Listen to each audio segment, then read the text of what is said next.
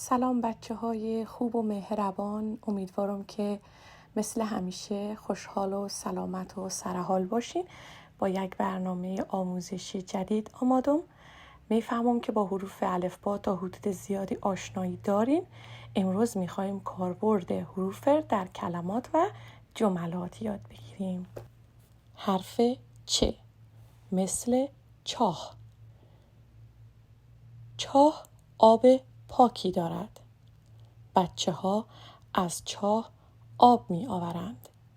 پدر خالده برای چاه سرپوش می سازد. حرف جیم مثل حج. حج کردن فرض است. علی به حج رفت.